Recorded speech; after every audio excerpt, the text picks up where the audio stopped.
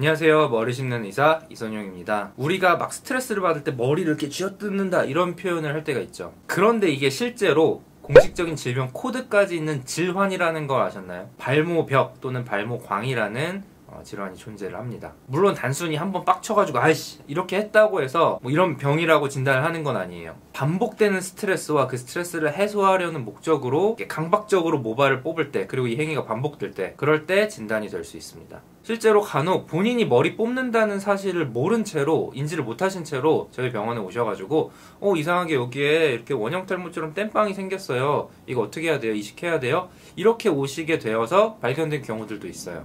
실제로 저랑 얘기를 많이 하기 전에는 이게 원형 탈모인지 아니면 다른 두피 질환에 의한 이제 탈모 흉터인지 이걸 구분하기 어려운 경우도 많고요.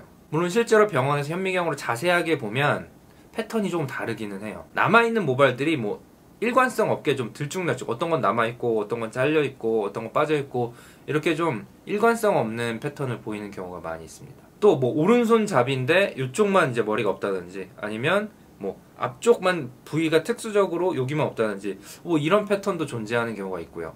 통계적으로 어린 여아에서 좀 더 많이 발견됩니다. 이 행위를 본인 스스로도 인지를 못하거나 아니면 주변에 뭐 얘기하기가 싫어서, 들키는 게 싫어서, 무서워서 부정하는 경우도 많기 때문에 진단될 때까지 시간이 보통 좀 많이 걸려요. 바로 발견되지가 않는다는 거죠. 저한테 오실 때도 저 머리를 뽑아서 비었어요 이렇게가 아니라 저 언젠지 잘 기억 안 나는데 머리에 이렇게 땜빵처럼 흉터가 생겼어요. 언제 다쳤는지 잘 모르겠는데 여기 이식할 수 있나요? 이렇게 얘기를 안 하고 오시는 분들도 있고, 이제 본인 스스로 발모벽이 있는 걸 알지만 그래도 그냥 둘 수는 없으니까 뭐라도 해야 되겠다, 뭐 어떻게 치료해야 되나, 이렇게 저한테 오시는 경우도 있고요.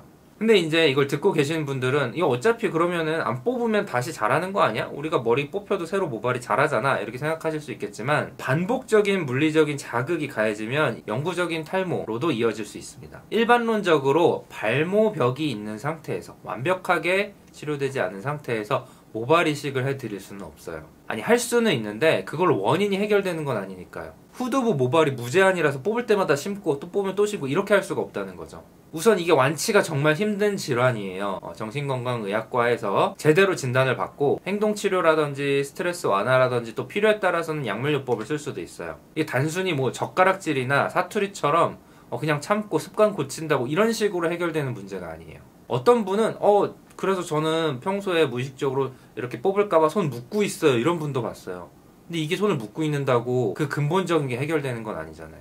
평생 손을 묶고 살 수도 없고요. 그리고 실제로 손을 묶는다는 행위 자체도 심리적인 스트레스를 더 많이 줄 수도 있고요. 흔히 정신과 가는 것 자체가 되게 무섭고 쉽지 않다는 거는 알고 있습니다. 그렇다고 해서 의사인 제가 당장 돈 벌자고 그 문제가 재발할 걸 알면서도 무작정 심어드릴 수는 없잖아요. 어렵긴 하지만 실제로 발모벽을 잘 극복하고 돌아오지 않는 부분, 그러니까 영구적인 탈모가 생긴 부분에는 이식을 해서 자리를 잘 잡아서 많이 회복되는 경우도 많이 있으니까, 혹시 이 영상을 보시는 분들 중에 그런 스트레스나 고민이 있는 분들도 용기를 내서 진료를 받으시고, 또 주변의 가족이나 지인분들도 열심히 좀 지지를 잘 해주셔서 꼭 극복을 다 하시고, 그래도 안 될 때는 저한테 모발 이식을 받으러 오시면 좋겠습니다. 그 이후에는 제가 잘 해드릴 수 있으니까요.